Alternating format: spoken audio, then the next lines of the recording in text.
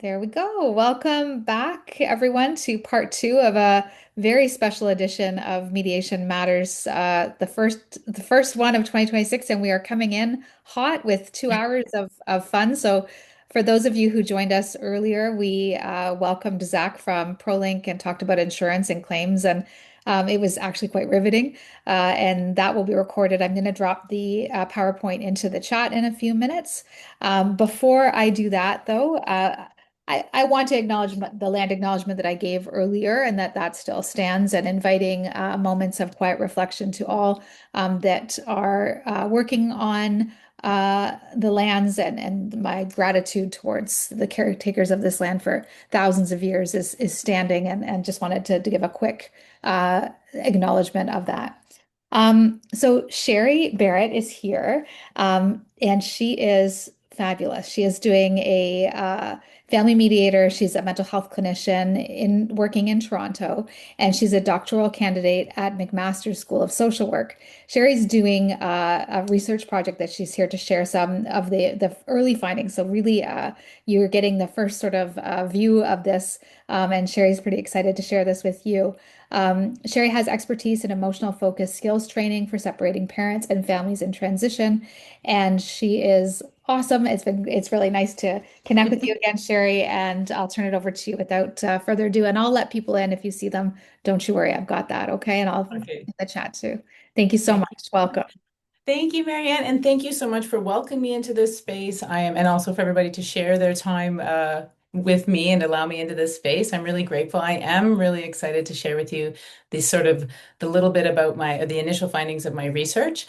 And you're reading on your screen. I'm going to be telling you a little bit today about this thing, nuclear normativity, which you might be wondering, what is this thing? And my goal for today is by the end of today's presentation, you'll be able to sort of articulate what it is, have your own understanding of what it is, and also how it relates to parenting in the context of separation and divorce. Oh, I have to figure out, oh, I got it. So what I'm also really excited about is my research is a little bit different. And I rely on emotion as not only the sort of like marker for understanding what's going on in the world. It's really exciting because it's helping us understand that emotion is not just a tool for research or for therapy or anything. It's also a tool for change. So I'm going to explain this as we go.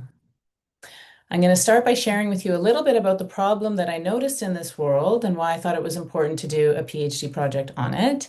I'm going to help clarify what nuclear normativity is. It's a super jargony word, but I'm going to hopefully make it all make sense for you. And then I'm going to share with you a little bit about my study, the initial findings that are coming to light already, and then we're going to talk about it.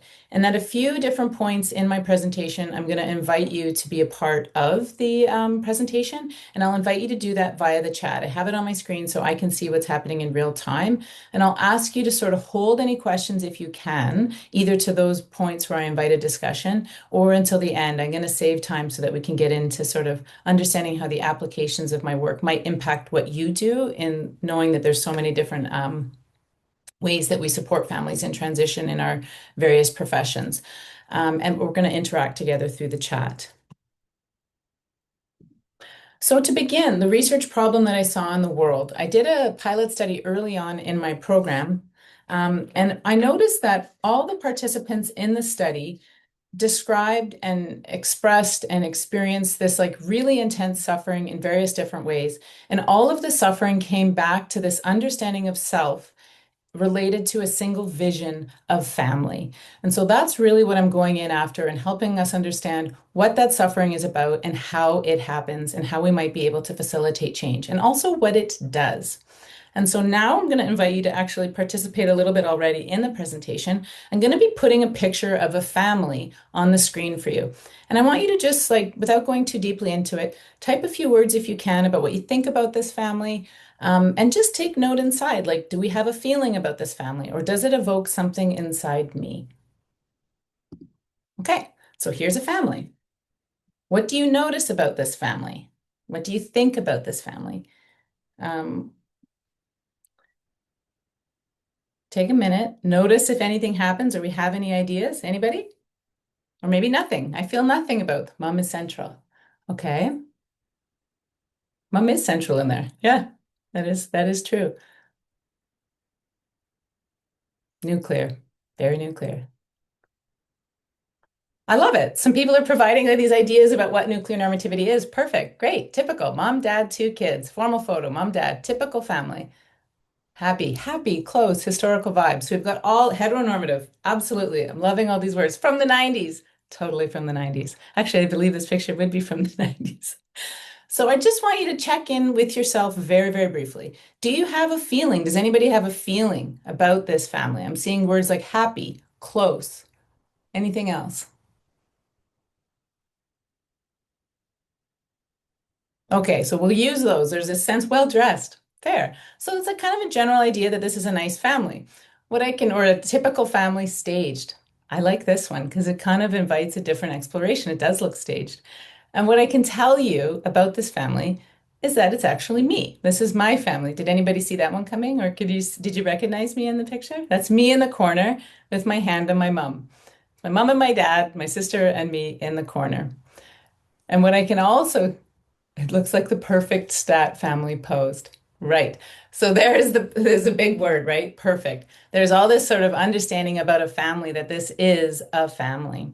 And what I can also share with you without getting too deep into the weeds of what I'm also want you to check in with really briefly is like, does it stir anything in yourself about this family related to your own family, like your own family stuff? Like when I see this family, this might be something that stirs inside me related to my own family stuff. Because what I'm about to share is without getting into the weeds, as I was going to say, about my big family of origin stuff, is that my family was impacted by a very, very difficult divorce trajectory. And so this family sort of idea no longer exists. And so, as I'm telling you about this, and that this family sort of shifted in very, very important ways that had long lasting implications, I'm wondering if you yourself notice a shift in your own emotion about how you might feel towards me or how you might feel about this family picture. Does anybody notice any changes? It's okay if nothing happens. I'm just genuinely curious if anybody notices a shift.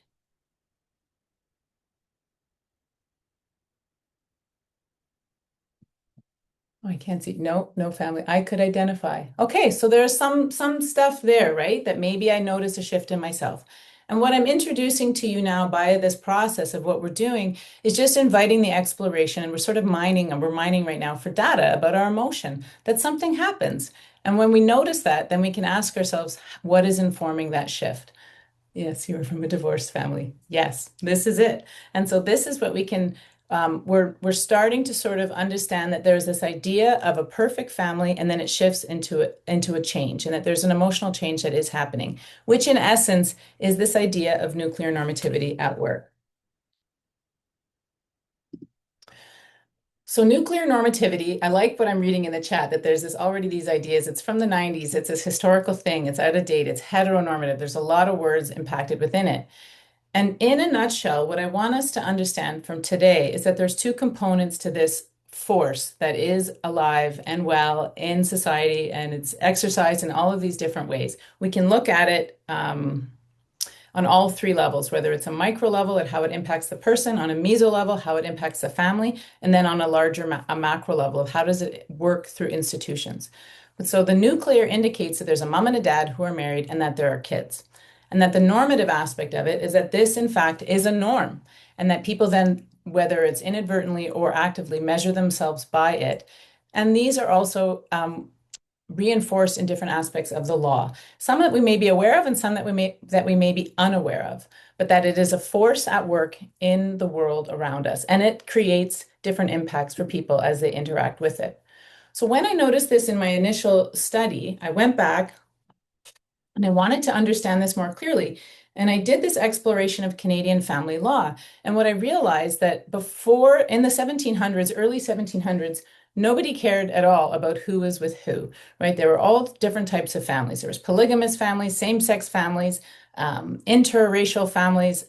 Nobody cared. It was really about survival and staying alive in the Canadian landscape in the early 1700s.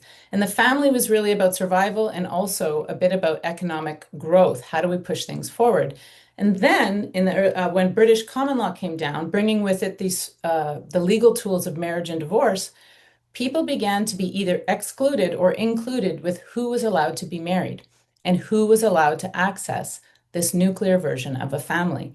And that in itself created a sense of longing and a relationship with the idea that if I can be married, I can then become a functioning person within society. Or as over the centuries things evolved, marriage really became about a sense of joy, a sense of achievement, a sense of fulfillment. If I can do this thing, then I'm fulfilled in society. That's where it becomes baked in with a sense of goodness, corrected, or correctness as a family unit.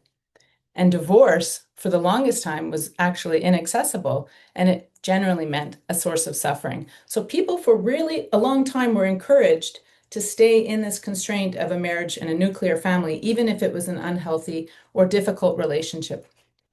A lot of those forces that we still see today, and that was helping me explain and understand the suffering that people were talking to but couldn't name. So now, moving along, I'd like us to just very briefly engage in the chat again.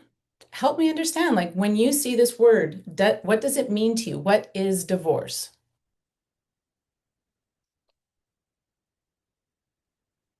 Nobody knows. End of a chapter, significant change. Yeah, all those things. Okay. Anyone else have an idea about what divorce is or what it means to you? New pathways yet to be determined. Very exciting. Good. Okay, so there's even in these three examples, there's sadness versus celebration. Yes, some turmoil, hope, and grief. All of these things are real and true. And so when actually I'm loving the words here that there's a real actually a hopeful theme to what we're exploring, which for me, when I read the word divorce, I think it's an opportunity for change, which is often something that people who are either considering divorce, and this is what I'm studying in my exploration, is that there's a real fear or a cultural anxiety that's very pervasive in society about this thing called divorce. I'm just going to see the other one, freedom. Totally. I love that. But then there's this idea that it's sadness, failure, and shame. So all of that is really what we see on people this side of it who maybe don't work in the field or have less understanding of what the possibilities that divorce can bring experience. So it's this fear of this thing that will, I understand it's innately going to hurt me. And what I'm seeing is that it has a focus clinically, like when we see people in our practice or when we see people contemplating, do I do this thing of shifting outside of a nuclear family space? It's a place of terror often that we're met with, as opposed to understanding it is. And I like what a lot of people are saying, that there's growth. Yes, I think that divorce is the opportunity for growth or the opportunity to teach new things and to be new and wonderful things and rely on a two home or more home family system that offers much growth. But it's not often accessible for people because of the fear or because of the sadness or because of the sense of failure, which is one of the most predominant things that we see, is that people feel like a failure and then judge themselves for it. And then how that then ties back into the legal trajectory is massive. So why I wanted to bring emotion into my study is because that 90% of Canadians continue to marry, which I was actually surprised to learn, but 90% of Canadians will marry, and most express that they do it for love. There's very little understanding of I'm have this person that, yeah, sure, I feel really great about it. I want to spend the rest of my life through, but now we're entering into a legal contract. This isn't considered. It's something I'm doing for love because nuclear normativity is at work here in an emotional way to give us the sense that I'm accessing a sense of I'm going to achieve the joy. I'm going to achieve this lifelong sense of fulfillment. Despite, and here's the place that really was interesting for me, despite knowing that there's a 40% chance of this thing called divorce, which I understand is something that will guarantee me a source of suffering. People are still willing to do it, which speaks to me that the emotion working in these spaces becomes very, very important. And I'm guessing that most of us who work in these fields can attest to that. It is very hard often to support and to remain a participant working in family law spaces because emotions do run extremely high. So, what I'm hoping you're getting a sense of is that nuclear normativity is this invisible force, or it has a way to operate within these spaces that has enormous impacts on people. Next, I'm going to read from a participant. This was a participant from a study I did a little while ago. And I want you to just check in with yourself what I'm about to read and just to notice what it means to you and to see if it evokes an emotion for you. So this is from participant Green, who says, there are certain notions on what a mother can do or a dad cannot do, which have long-lasting implications on the outcomes of parenting. So just take a minute, check in with yourself. What do we think about this? What is this? I'm going to look in the chat here if you don't mind, right? So, do we agree with what Green is saying? Does anybody agree? It's silly. Agreed. Is any old? I love it. Right. So it sounds like we don't agree. A couple people definitely don't agree. And if there's a part of you that agrees, that's okay. This is not an exercise, again, this is not an exercise for truth or for correctness. I agree it is currently present, but not really useful. Right. It causes deep conflict. So what this helps us understand from a research perspective, no, it's too limiting. Right. There's this understanding that we can see this person. I'll just very quickly ask, how do you imagine that this person might be feeling when they were telling me this? See it in the children. How do you imagine Green might be feeling when they were telling me this? Anybody have an idea or a guess? It's okay if you have none. Trapped. Yeah, guilty. Oh, I'm wondering as I'm giving, like, I'm having an emotion hearing all your responses because we work in this field, like, it's so hard. You're right there. You probably can imagine that this person's feeling this way. And it's hard. It's hard sometimes to experience all of these things. And so what I can tell you is that when Green shared this with me during the course of this interview, there was a sense of calmness, of complete acceptance that there is no way around this, that this is so true, that I believe this to be so true, that there's nothing I will do or that I can access, that I have completely now aligned with this idea that I am not allowed to do certain things and I'm really, really good at other things, and that the two don't cross. And even though I believe in my heart that this will also impact the outcome of my parent-child relationship in the long term, it's a really hard place to be. And when we get into the weeds of it, what we can see is that it perpetuates this idea of what is possible for families. And it wasn't attended to. So in the end, when it comes to parenting time for this person, that they ended up losing a lot of their parenting time. And the feeling of suffering and the feeling of helplessness and hopelessness and incapability was perpetuated long term. I'm curious, how many think it's a mom and how many think it's a dad? Anybody? It's lunchtime. It's too hard to think. A dad. Yeah, everybody thinks it was a dad.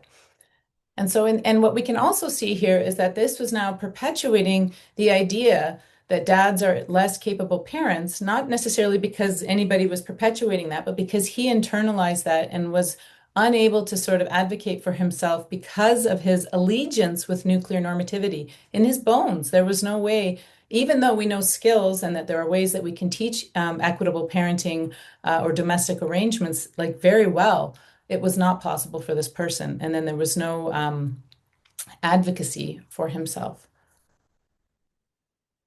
Moving forward, I'm going to share with you now just a little bit about my current study. So when I did this initial pilot study, it was really keyed into what was going on here and where emotion was really making it impossible, not because it was impossible, but because the person was like, there's nowhere for me to go to study these spaces.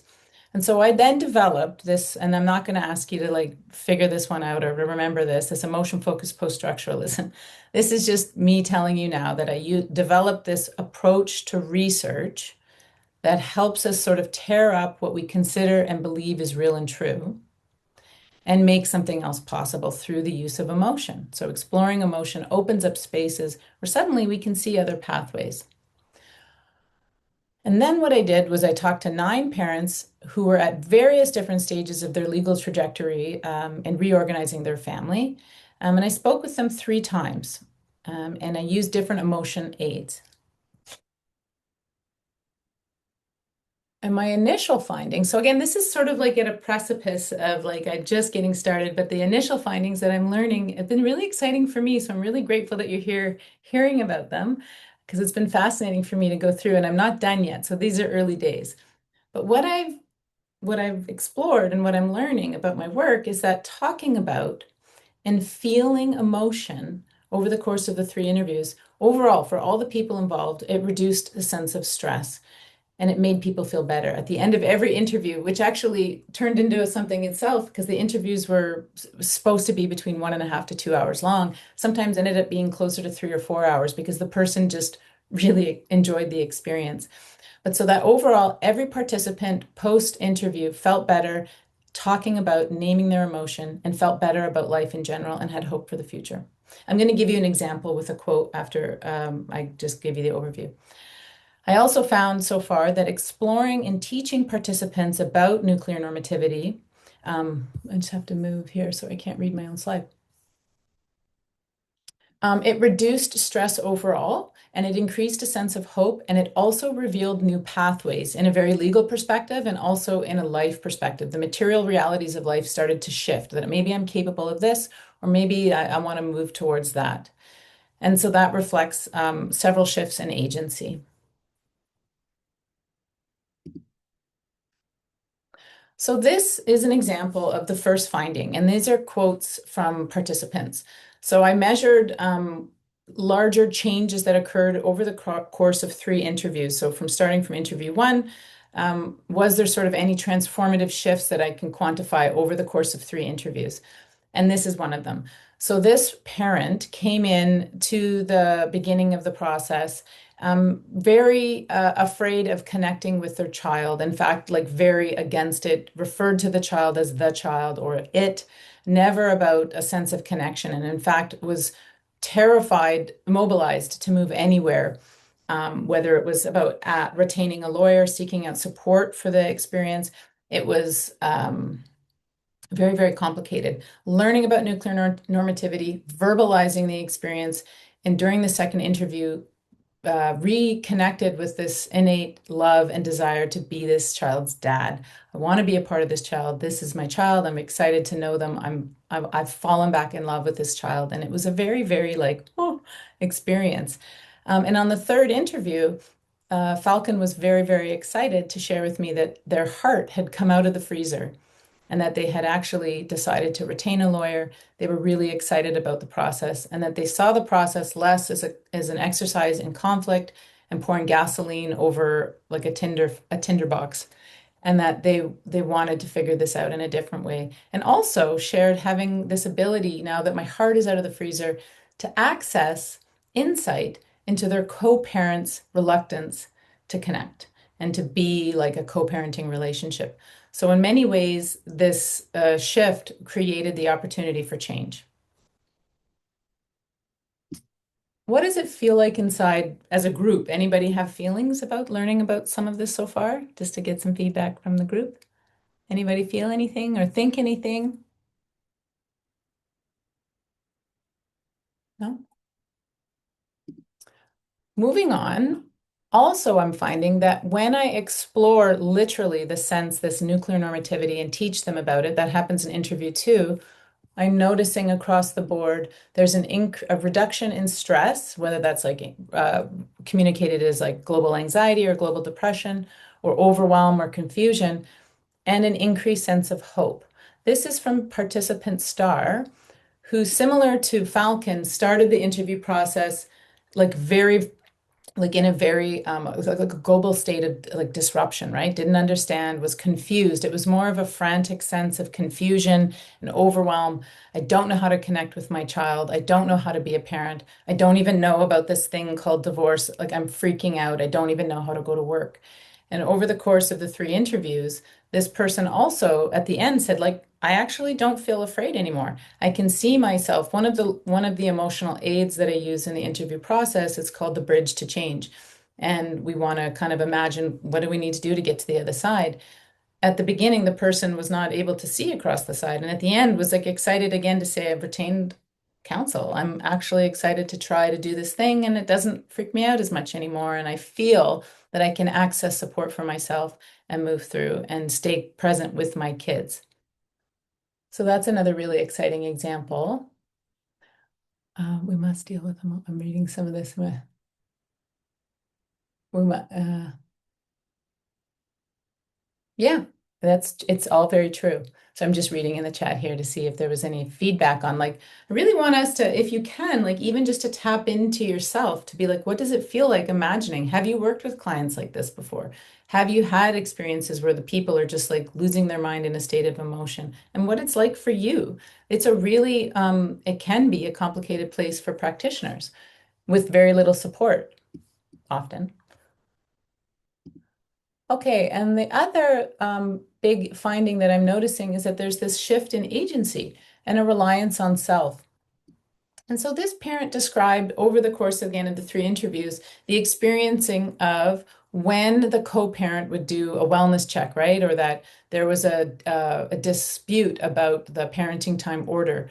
The police would show up. And so how this was not, I'm not going to take the three interviews didn't arrive at this shift. This was something that Leo had external supports with, but was able to articulate as a similar shift in him, where they went from a position of terror and fear and disengaged and feeling like an incapable parent because of a phone call or et cetera, a text or knowing that this thing was happening to a place of no judgment and a place of being able to say, like, it's okay, the police are on the way, or I'm going to get a phone call from the police, but I'm not scared anymore.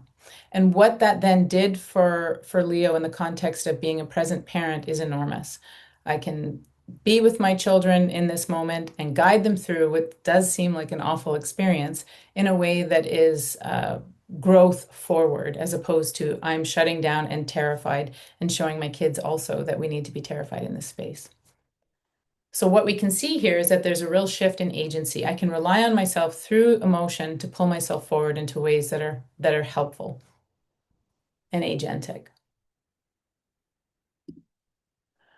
Some other really key findings that I'm just starting to pull apart and wanted to just glaze over with you is that each participant really has or shared with me this innate desire to help, which in itself doesn't seem like as vastly important as some of the other pieces we're talking about, but it really struck me as the person doing the interviewing that each person almost urgently wanted to be able to connect with other people and to help other parents through this process and to share their experience in this really benevolent way. And what it helps me understand and what I'm hoping to pull together is how we can mobilize this entire cohort of people in a way that is like, how do we recognize divorce as an opportunity for growth as opposed to like a death or a thing of suffering? And I think that this will show that there's a part here that we can really mobilize and invite participant in or engagement in with a community that is helpful towards one another, that again will be long-term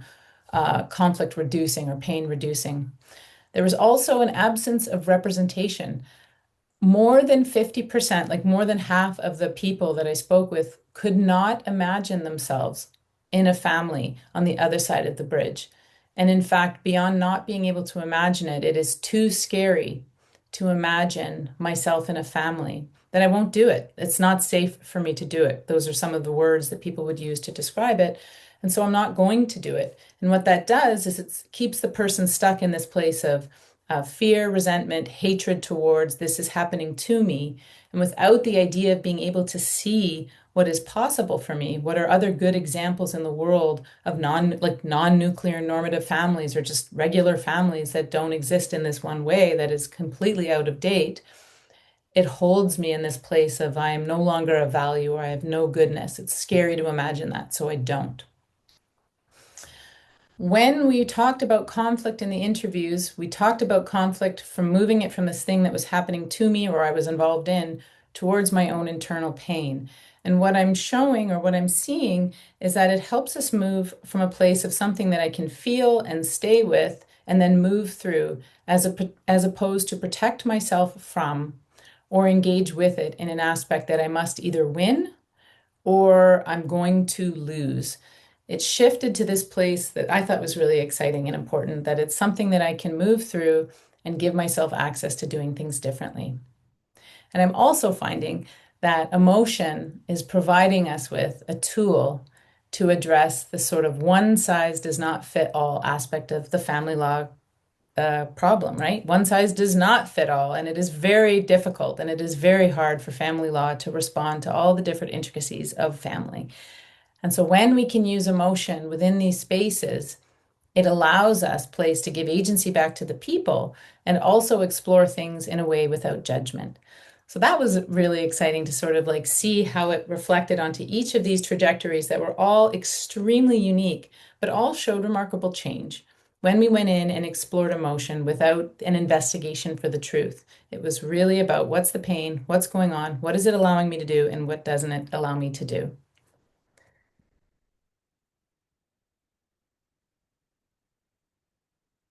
So, some of just I wanted to very, very briefly touch on some of the basic skills that when I was in the interview process, just checking in on my time. I was using this sort of tool, what we would call like an empathic validation tool. And then I would teach them some basic skills of emotion awareness. There was no therapy going on. This was literally a very an interview process that anybody could be taught to do without becoming a therapist.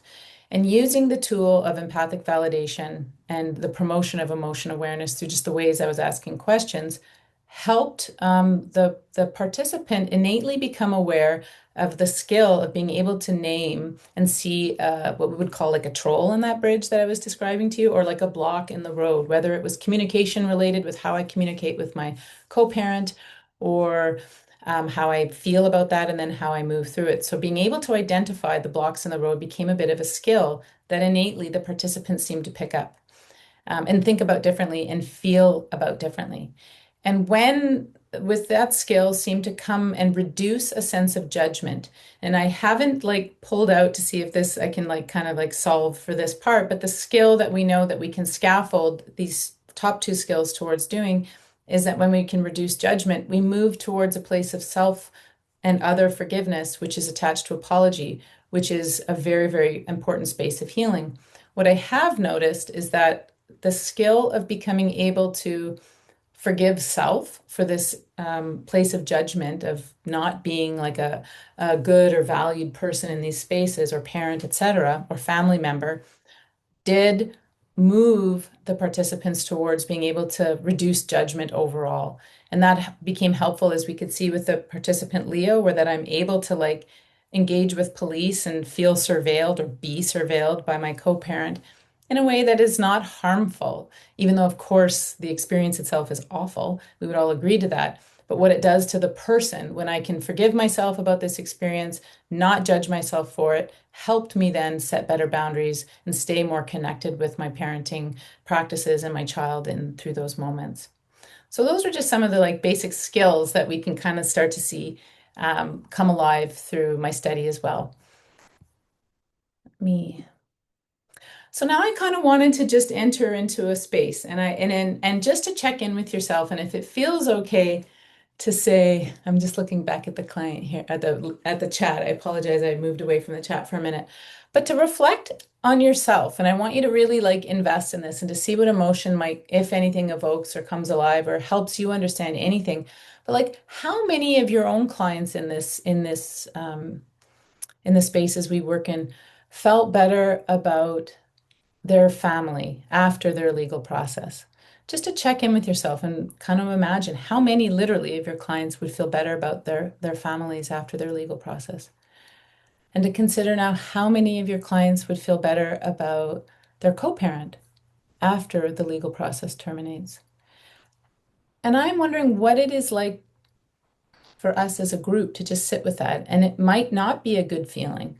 There might be no feeling. I'm not sure. But does anybody have what is it like to consider this? It's okay. We don't have to say anything because it might not be a good feeling, right? Or we consider how would the co-parent of our clients feel about us after a process wraps, right? If you're like me, it's a hard place to sit sometimes, right? Feeds anger and victimization. Yeah. When I'm doing this reflection, it reminds me of the heaviness of the work that we do. It can often feel just it's complicated. And when we can sit with our own emotion as well as practitioners and as people offering ways through this process that can at times feel like a bit of a dogfight or feel like there's nowhere to go, it can feel heavy.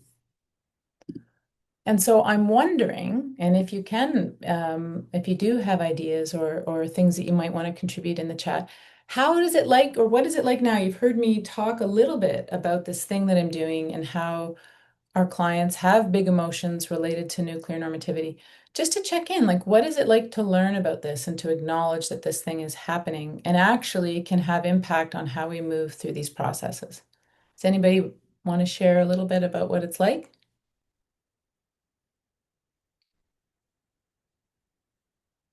No feelings? It's totally okay. It might feel like now Sherry feels like nothing, and that's okay. The reason I'm asking us to check in to see like what does it feel like that there's this force and that clients have big emotions and that perhaps if we can access it or make sense of it or work with it in our spaces, that there might be change for what we do. When I do this training with therapists or when I train therapists, it feels sad that they have unexpected. Yeah, it is sad, right? And it's hard. And that as practitioners is something that we all carry and we'll have our own emotions about as well, which does have implications in the field. And so I am wondering, does it feel helpful? This isn't a trick question. It can create more barriers and judgments on how we treat the other person. Yeah, exactly. Like as a group, does it feel helpful to have, might it feel helpful for you in your own work to have emotion skills training or to have a deeper sense of these things? It does. I'm impressed. Yes. Okay. Yes. Emotion with a yes. That's it, right? Okay. So I'm impressed actually. Always sometimes when I do this training or do this work with therapists learning to I teach EI, I love it. Um, they look at me and with these like scary eyes. It can feel really, really scary to say to people, let's figure out how to dive into the emotionally painful spaces. Let's figure out how to go deeper into pain because it's terrifying. What do I do with the tsunami that may happen? And it is a really scary place often for practitioners to sit. And when we can ourselves become more in contact with it and have agency over it, we then become in the driver's seat of the experience. And so I was wondering how we felt as a group, because this is about what would it be like to learn more about these skills and would it be helpful? So, okay, yes, I love it. It's like a no questions asked. Immediate. Of course, yes. So, all of this now, maybe we can open it up to some questions or feedback. Pre-session coaching. Yes, I love that. Maybe we can, I'm not sure how many people are in the meeting. If we can do, if anybody has any questions, you can either type it in the chat or you can unmute yourself. I'm not sure if that's a possibility. Yeah, that's fine. We're 17. We're small and mighty. Yay. Yeah. Okay. Does anybody have any feedback or thoughts or anything they'd like to share or questions? Do you want to stop sharing screens so we can see each other, maybe? And then Haley, Oh, okay. just as a suggestion, sometimes that's see who's on camera and not having to multitask. Smart. Yeah, yeah. Haley, you have a question, it looks like. Hey, oh, I think you froze for a second, Haley. You Yeah, I think, sorry, go ahead. everything. Okay.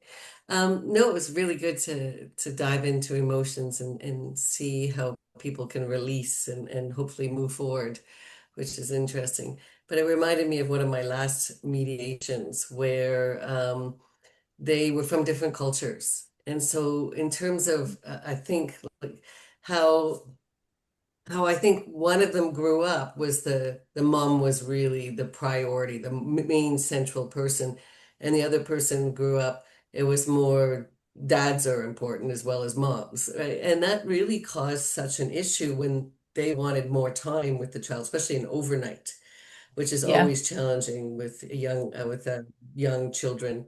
And I'm just wondering about how culture fits here, because I'm trying to pay more attention to culture in the room and try to sort of get an idea, like to just bring it out. Like thinking about insight mediation, how do I surface this, or how do I, you know, get them to realize that they're part of this is such, your early childhood, like what you grew up with. It's so ingrained to think this way that it's not always visible to them. So trying to make Totally. that visible. Oh, I love it. It's exactly this, right? There's this ideas that each person, so becoming aware, and this is a lot of what the participant stories shared similar experiences, right?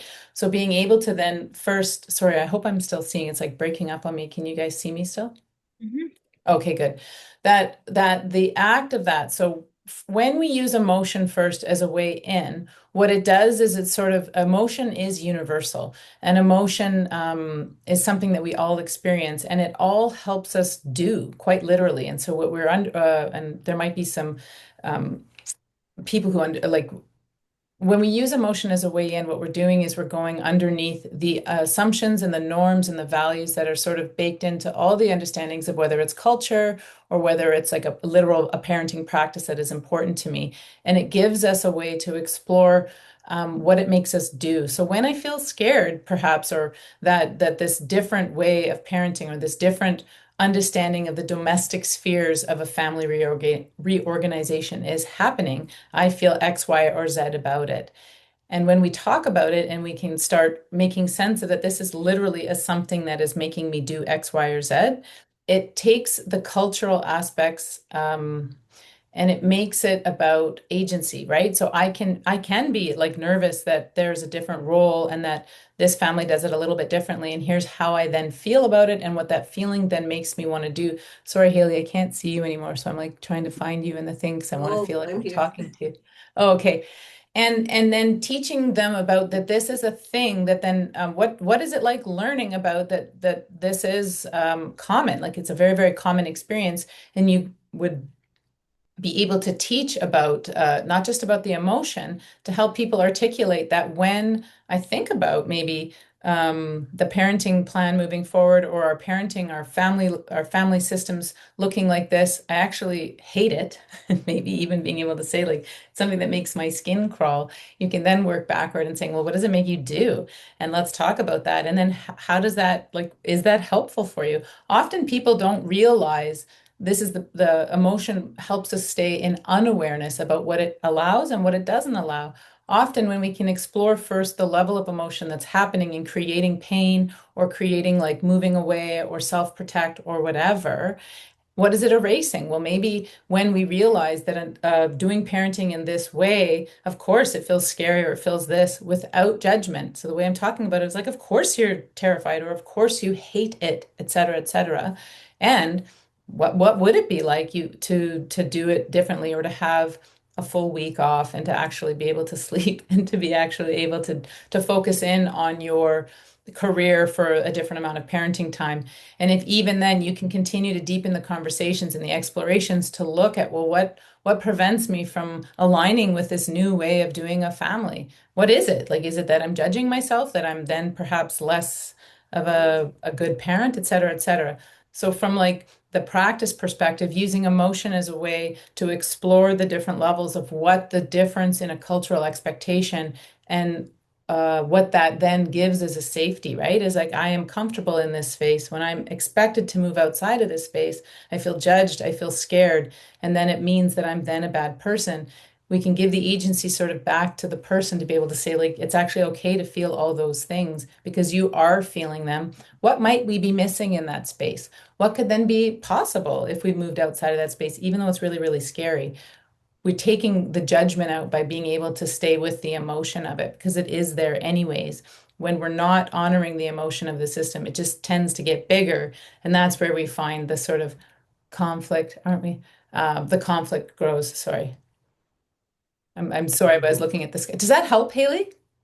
Oh, I love that term reorganize.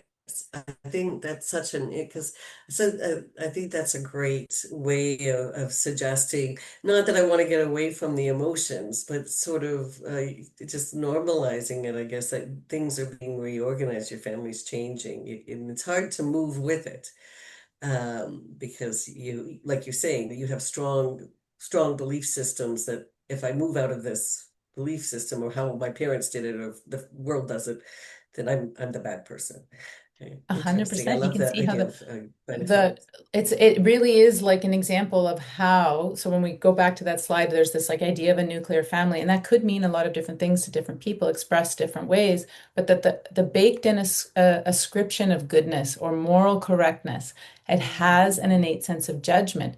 But what I'm exploring and what we're talking about and feeling kind of our way through is like, then what does that then do to me via my emotions? If I really do believe, like really in my bones, and that's what emotion does, that I am like a bad person. I am going to protect myself from that change no matter what. Mm. When we can go into that space and say like, "Oh my God, of course you feel that way," and to really like validate that way. It doesn't have, it's not therapy. It's just like, "Of course you feel that way. That makes sense. This does seem like a scary shift," because you can now name it and see it like, "Huh." And once we can then continue, and this is like early days of the research, what would it be like to be able to bring representation into the mix, to be able to say like, oh yeah, totally, it's a terrifying thing to say, but look at this family who is X, Y, or Z, and they like can do it in this way. It creates a sense again to move from judgment and like I am a bad person doing a bad thing, letting my family down, into a place of growth. Does that help? Yeah. Oh, Yeah. good. Yeah. I don't want to take it, but I think divorces cause these elements to shift and cause pain since, it really does. So yeah. Right, but that is again something that we all have bought, not because we're bad clinicians, but it's like part of what we know and believe because we work in the dog fights, right? Like we work in the trenches and in our own emotional space to really start to connect with the hope. I love those words that everybody was using at the beginning, that it really is a place of change. And I always come in like it's an opportunity. Oh my God, your family is changing. It's scary as hell. And what are we going to do with this? Like, where can we move this to? How can we honor the end of this relationship as a way to grow and to realize there's strengths in two homes with one life shared for a child, right? But we don't, in our own hearts, get there because it's so hard. Sorry, I'm like babbling now. But is there any other questions? There's a conversation. Sharon, do you want to ask your question or do you want me to read it? Oh, Yeah, there's Sharon. I can ask. It's okay. And Marty actually added someone. I was trying to think of Yeah, that's the right. That's right. response. Sorry. So I'm just going to erase that. Um, because, like, I know we do the screening, but there is no formal, say, emotional intelligence screening that we might do, but through conversations and you see responses over time with the two Mhm. participants coming forward. So you can formulate some, I would say, judgments, like personal judgments within the process of mediation on whether somebody's has the capacity to change or not because they're changing or they're not over time or they're offering flexibility and whatnot. But throughout all of that, like in the end, like my thought was more around the kids who, and I know a couple of experiences say there was a problem in the original parenting where one partner participated a lot in the caregiving and the other did not. So there was no mhm. experience to judge. So they immediately begin with that person is not capable, Mhm. right? But Super. then through the process and like what you were talking with the emotional validation, they began to realize like I can do this and that's so valuable in the child's life, Huge. right? So that's where I was trying to get like, is there something, and I know it happens over time, and mediators are not therapists. And you can't do everything. People aren't there to be judged on their emotional intelligence. They just want a parenting plan or a separation agreement, that sort of thing. But Mhm. I mean, for yourself, then it did prove valuable, right, Sherry, in that you opened up people's possibilities to expand the wealth that a child is going to experience by having both parents present, as opposed to, well, they can't take the child overnight. And, I've never seen them feed that child and this sort of thing. I'm just wondering if that's something we need to think of. And I think, Marty, you did mention that you use EI screening within your processing as like your mediation as well through one of the chat. I'm just wondering, is that something we need to try to encourage a lot more? I mean, you would anyway, but is it something we need to formally add? Like, I don't. I would argue yes, of course, because that's what I'm like invested in emotion, just as a clinician in general, whether it's in a mediations space or in a therapeutic space, obviously now in a research space, because it is the data, like it is the original, like it's a source of data that is in my opinion the purest, and it helps us understand actual power. And so when we can get good at understanding and connecting with and exploring whether it is in a mediation space or in a therapeutic space or in an interview space, what is it actually telling us? And then what does, because emotion helps us neurologically set a need. Emotion as like a function tells us, is this good for me or is this bad for me? And then it informs what we then do. So us as clinicians in any of the spheres, becoming aware of what's happening, how am I then like how am I showing up in this space and what am I assuming this means? It helps us become better clinicians and also open up different spaces for growth and change. And an example of that is like if we have somebody who is hysterically upset in a mediation space, we may make assumptions about what that means and about what it makes us do, and then what is perpetuated and that carries forward and sort of almost infects the process. And that's an okay thing. But what we want to be able to do using emotion focused understanding of ourselves first as clinicians is what does the process then need? Like, what does this person need? And then how is that impacting the actual process of moving a family through transition and getting them what they know they need? And if it's that I'm making assumptions about the sort of the emotional presentation of this person, it's asking those questions, is going in and is it impacting the parents in a way that is hurting them, helping me? How do I understand what's going on? It's using data to just really clarify and help us see blocks, right? Like as you're saying, like is this like impacting, then the dad's never gonna like be able to become a parent and he's gonna lose whatever, give up all his time with the kids. And then the mom's gonna be, we can then talk about how what that might perpetuate in a nuclear normative perspective, that perhaps then the mom is gonna be exhausted in the lone parenting perspective. So there's all of these different ways that when we allow us to go into an emotion and expand upon it and to pull it out and talk about it, not to like change it, get rid of it, fix it, but to understand what it's giving us and helping us do, it's a deeper understanding of a process and of people. Does that help? It's a long answer. Sorry, Yeah, long-winded. but thank you. I think it's a very complicated response. Like, how do you, I think everybody's unique too. So thank you. Yeah. Yeah. And I think in a nutshell, it's like using emotion as, of course, it is already alive in any room, right? And as mediators, you have to sort of walk the fence between it. But it's what is it helping me understand about this moment, being present with it. That's really what we want to be able to do. And it's not necessarily that we're like assessing it in a way that gives us an answer of correctness, because that's then the same thing that is already happening. Hope that helps. Is there any other questions or thoughts or ideas? Sorry, I'm using an old-fashioned hand. I love it. It And an works. older hand. So actually, I think it's much simpler, and I want to harken back to something you just said, Sherry, in the middle of what you said. You said emotions, well, I'll tack something on at the beginning. In my world, emotions, it is data, is information, our information. Um, Emotions are us. Um, so what you said is a positive emotion uh, indicates that our needs are met. A negative emotion indicates our needs aren't met. So since as mediators, we're dealing with needs, right? Needs and I'll concern, quickly which are clarify. I'm so sorry to interests. interrupt. I apologize. That's not what I meant. Oh, that's fine. Emotion actually is helping us understand a need. It poses Yeah. a need is happening, and it doesn't have a positive or negative connotation. Just Oh, as okay. like, is this a need? Is this good or bad for me? And then cognition would kind of come in and help us solve the problem. Okay, so I am oversimplifying.